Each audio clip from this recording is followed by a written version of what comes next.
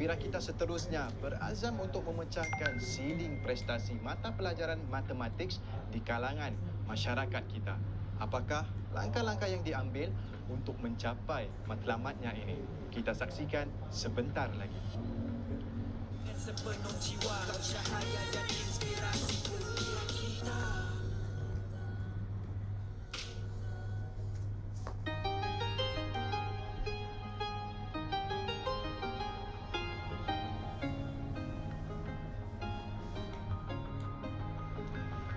Beliau adalah seorang mantan guru yang sekarang lebih fokus membantu murid-murid yang lemah dalam mata pelajaran matematik. Antara usahanya ialah menerbitkan lebih dari 30 naskah buku panduan untuk pelajar di tingkatan rendah. Sebagai seorang guru, perspektif Cikgu Syahid sangat berlainan dari guru-guru yang lain. Tujuannya bukan sekadar mengajar murid, tetapi Cikgu Syahid lebih cenderung membantu murid-murid yang lemah dengan merubah persepsi mereka tentang diri sendiri. Apakah pendorong utama di sebalik pendekatan anda?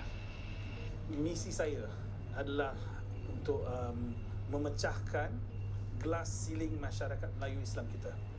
Kepercayaan masyarakat kita ni percaya bahawa matematik itu susah. Saya rasa kita kena mengubahkan kepercayaan ini. Dan sampai mereka percaya anak-anak mereka ni boleh mencapai kecemerlangan dalam matematik. Ini dikira gelas siling lah. Kalau 90% pelajar Muslim di Singapura boleh lulus dalam PSLE Maths, kita ni setaraf dengan masyarakat yang lain. Tadi cikgu sebut tentang fenomena metafora siling gelas. Boleh tak cikgu berikan contoh siling gelas atau rintangan psikologi yang kita hadapi?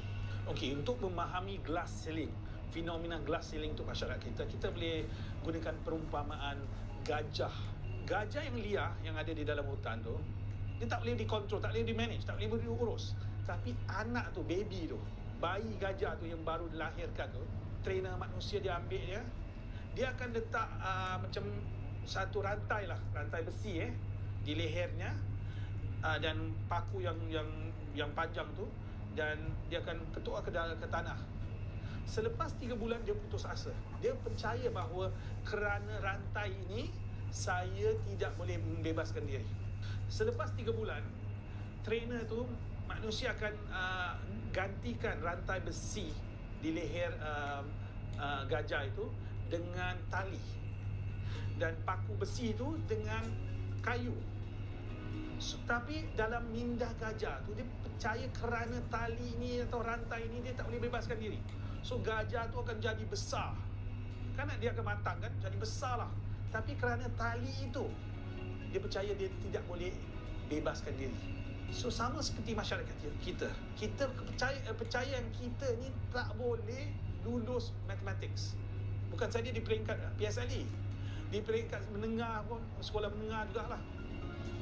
Semenjak meraih ijazah dari Institut Pendidikan Nasional pada tahun 1995, Cikgu Syahid tidak langsung melanjutkan pelajarannya sehinggalah dia mendapat peluang untuk meraih ijazah sarjana pada tahun 2017.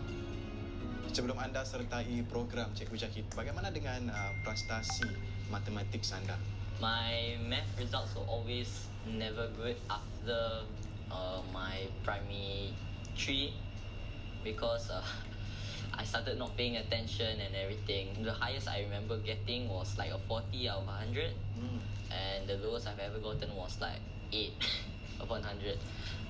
Back then I really either didn't understand what the teacher was saying, or I just didn't pay attention in class due to the fact I thought it was boring. Once we moved on to the second year, I started to actually believe in myself more, paid way more attention in class, and then I saw a drastic improvement with my grades. And because of that, I think I overall become a better student throughout the years. Boleh tak cikgu kongsikan pengalaman cikgu semasa memulakan kelas tuition? Bila saya mula memberi tuition, saya buat tuition di rumah saya. Pelajar-pelajar yang datang untuk tuition saya, mereka average, sederhana, lemah atau sangat lemah. Mereka ni actually macam pelajar biasa, tapi mereka tak utamakan pelajaran. Education tu tak penting untuk mereka. Diorang tak nampak arti pendidikan mereka lah.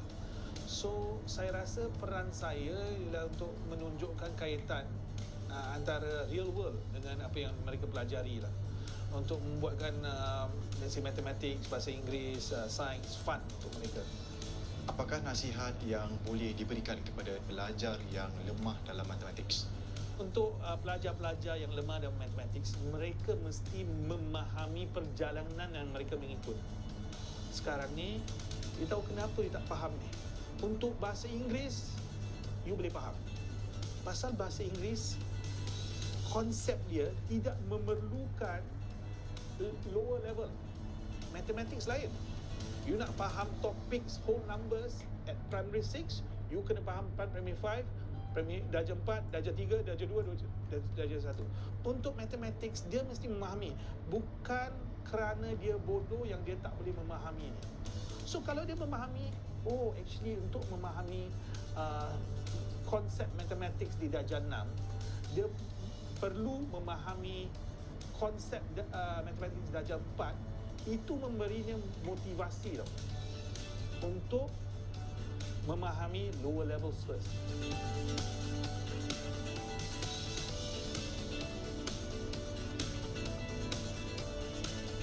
Saya dapat tahu yang anda lemah dalam subjek matematik, betul?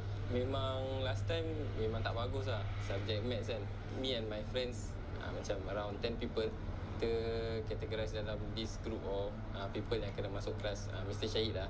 Boleh tak anda ceritakan bagaimana Cikgu Syahid mengendalikan kelas beliau dan apa yang menarik tentang kelas beliau? Mr. Syahid punya kelas actually dia very interaktif lah. Dia macam dengan kita dia very open lah. Dia cakap dengan kita jangan malu-malu lah. So because kita 10 orang kan, kita nak improve together kita punya results. So dia cakap in order to nak tolong dia, jadi senang untuk kita open, dan dia pun boleh tolong kita lah. So apa-apa kalau tak faham ke apa, just tanya dia. Kita tahu normal kelas, bila kita nak tanya kita macam malu lah, sebab orang semua faham kan. Jadi bila kita nak tanya tu macam sorry cik, I don't understand lah. Nanti teacher macam part mana awak tak faham? Nanti saya cakap actually part ni tak faham. Habis cakap bukan ni tadi dah go through ke? Habis cakap sorry. So macam malu lah nak cakap dengan orang kan. So diorang just tak faham kita lah. Kalau Mr. Syahid, kita cakap anda kita tak faham ni, nanti dia macam okay, so kita go through balik. So ramai-ramai semua tu kita go through lah the same thing sampai semua faham lah. So paling yang macam best sekali pasal Mr. Syahid, nanti kadang bila kita dah penat belajar, nanti dia boleh nampak kita punya macam dah penat lah, dah tak boleh fokus kan. So nanti dia macam okay, dia tarik kita one side, dia letak macam kerusi meja, dia susun, dan dia tiba-tiba buat macam apa, storytellingnya session lah. Nanti dia bilang kita cerita-cerita hantu lah, cerita kelakar lah. Dan dia pun macam berlakon lah depan kita. So kita macam best lah kelas ni, macam it's fun lah, it's fun to learn lah. That's why macam Mr. Syahid buat kita rasa macam dia ni teacher yang paling best lah.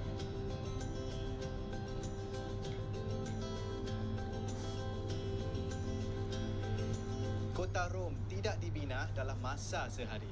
Begitu juga membina kepercayaan seseorang terhadap guru mereka mungkin mengambil masa yang lama.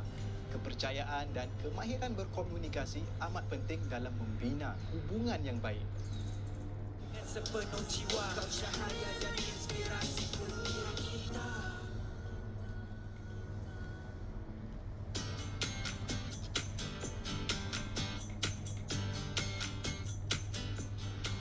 Walaupun sibuk dengan pelbagai projek dan kerja, Cikgu Syahid selalu meluangkan masa dengan dua anak bujangnya. Malah salah satu anak lelakinya itu akan mengikut jejaknya dan akan meneruskan pelajaran di Institut Pendidikan Nasional tidak lama lagi. Apakah aktiviti pilihan mereka di hujung minggu ini?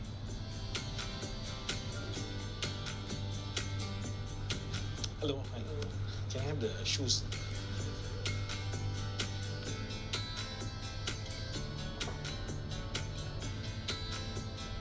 Untuk mendidik anak sendiri sangat-sangat berbeza lah kalau kita bandingkan dengan murid ni. Kalau let's say for tuition, murid ni ibu bapa diorang bayar duit dan diorang ada harapan lah nak dapat grade yang tinggi. Tapi untuk anak sendiri, saya melihat dari sudut holistik lah. Untuk saya, skill yang untuk real world itu lebih penting daripada skill untuk peperiksaan. So kalau saya mengajar anak saya, bila saya mengajar anak saya utamakan itulah skills for life. Kerana skills for examination ni, untuk peperiksaan ni, lepas peperiksaan selalunya banyak murid-murid lupa tau. Apa yang diorang pelajari ada dia lupa. So untuk saya fokus pada long term skills for life. 5 tahun lepas bila bapa saya membuat publishing bagi comprehension books dia semua. So it was more of a one man job. Dia yang menghantar buku-buku ni pada printing, yang publishing semua, editing dia buat diri sendiri. Bila dia nak fulfill the orders pun, he will have to push the trolley by himself, deliver by himself. Dia akan sewa kereta juga. Saya boleh lihat lah, dia sangat penat. Tapi dia tak pernah macam give up. Dia tak pernah melihat kegagalan sebagai obstacle. Anything, he will just do it like 100% he will give. So, but then the thing is that this is one of the hardship yang dia menghadapi yang dalam publishing ni. Tapi dia tak pernah give up. Selepas saya berpisah dengan isteri pertama saya, perhubungan saya dengan anak-anak saya ni lebih mantap lah, lebih dekat lah. Mereka memerlukan reinforcement of emotions, emotional support, dan saya juga memerlukan emotional support jugalah. Saya rasa emotional relationship ni lebih baik. Mereka tahu hampir semua sudut hidup saya lah, dan saya mungkin tahu juga 90% of their life lah. Waktu mereka kecil sampai mungkin time remaja, kita ada sesi perbincangan lah. Mereka kena bayangkan diri mereka ni harus positif, harus menolong orang lain, macam-macam ciri-ciri yang positif, okay? So dari sudut itu saya rasa mereka secara tidak langsung pelajari tentang self-concept. Cikgu Syahid juga giat berjuang untuk memastikan rantai kemiskinan dapat diputuskan dengan usaha mengembangkan sayap pendidikan ke negara seperti Cambodia, Malaysia, Thailand dan Indonesia. Apa yang buat anda tertarik untuk melakukan kerja-kerja kebajikan di luar negara? Di Singapura, pemerintah Singapura dan juga badan-badan masyarakat Melayu Islam dah buat banyak untuk masyarakat kita. Tapi di negara yang lain, situasinya lain ya, tak sama.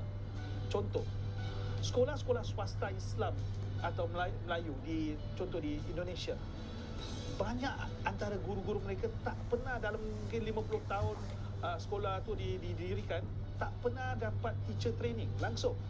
Mereka betul-betul memerlukan, mereka tidak tahu macam mana nak manage kelas. Pendekatan mengajar active learning, mungkin gelaran active learning tu diorang pernah dengar, tapi macam mana nak praktikkan di dalam classroom mereka tidak tahu. Kita di Singapura ni ada banyak yang ilmu yang kita boleh share dengan negara ASEAN yang lain.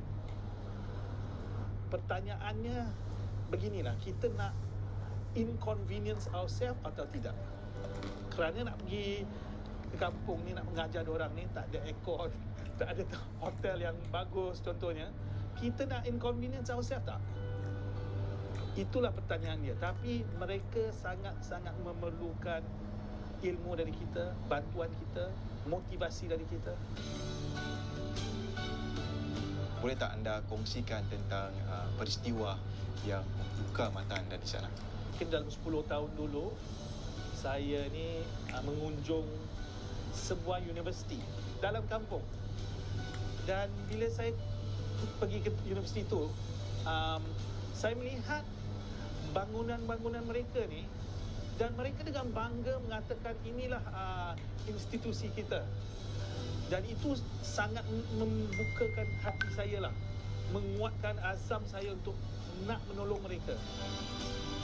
Komitmen Cikgu Syahid terhadap usaha membantu negara-negara dunia ketiga didukung oleh Iman Catalyst Community, di mana dia juga memegang jawatan perunding. Apakah peranan Cikgu Syahid? Peranan Cikgu Syahid adalah ada sebenarnya 2 cabang. Satu cabang, dia membantu sebuah pusat pendidikan bahasa Inggeris yang berkomersial, dan melalui social enterprise ini diharapkan keuntungan yang didapati dari situ dapat membiaya projek pendidikan atau sekolah ini yang di provinsi. Kedua, dari segi kurikulum. Jadi dia juga mengeluarkan berbagai material dan resources untuk guru-guru menggunakannya dalam kelas-kelas mereka. Apa yang menyerlah tentang Cikgu Syahid? Cikgu Syahid ni orangnya yang saya kenal, dia mempunyai visi yang sangat jauh dan besar sebenarnya. Itu yang sebenarnya saya fikir membuat dia begitu bertenaga untuk membuat apa yang dia lakukan, walaupun kadang-kadang tidak memberikan balasan dari segi kewangan. Okay, saya dah mengenali dia selama 15 tahun. Kita berjumpa sewaktu kita sama-sama bekerja dalam projek pembinaan kurikulum madrasah. Saya kagumi dengan kesungguhan dia untuk memperbaiki atau meningkatkan prestasi pembelajaran masyarakat pelajar Islam. Dia mempunyai minat yang mendalam untuk menolong pelajar Islam untuk memahami terutamanya matematik. Apakah nasihat cikgu bagi mereka yang ingin tempuh perjalanan yang berbeza? Nasihat saya, jangan jadi macam saya ni. Saya terlalu tamak. Saya nak melibatkan diri dalam bidang pendidikan, penerbitan dan TV dan filem.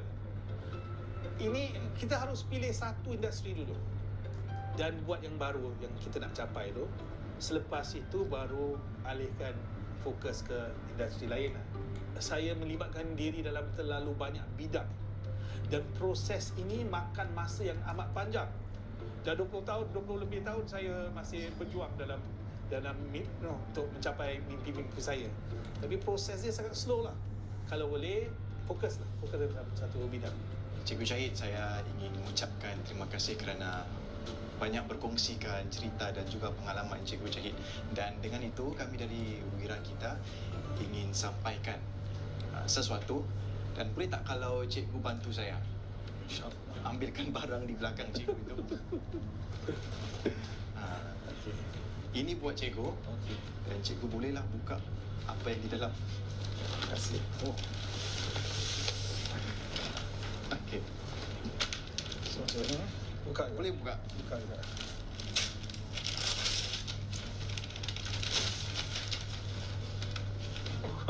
Oh my son. Thank you very much. Dear Abba, thank you for being such an amazing father to me. I'm grateful for all our time spent together, the memories we have had, the advice you have given to me. Thank you for shaping me into the man I am today. Kudrat, thank you for everything I've done to make us into better students and for believing in us. And Mr. Syahid, thanks for always encouraging me when I was down and helping me in my studies. Thanks for your effort. I'm on track to get a scholarship in my school. I never forget the time I spent with you and my rowdy class. Your most rowdy student, Asfa, this is true. Apakah perasaan cikgu sekarang ni? Saya rasa terharu lah. Rasa touch by badan. Terima kasih, thanks. Terima kasih cikgu.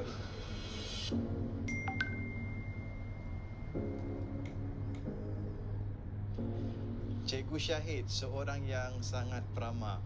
Beliau banyak berkongsi tentang misinya yang ingin membantu masyarakat. Tidak kira masyarakat Melayu Singapura, tetapi beliau juga ingin membantu masyarakat di luar Singapura. Dengan kemahiran dan juga cinta untuk mengajar, Cikgu Syahid berusaha untuk sumbangkan tenaga beliau untuk ke negara-negara seperti Indonesia, seperti Cambodia demi semaikan ilmu.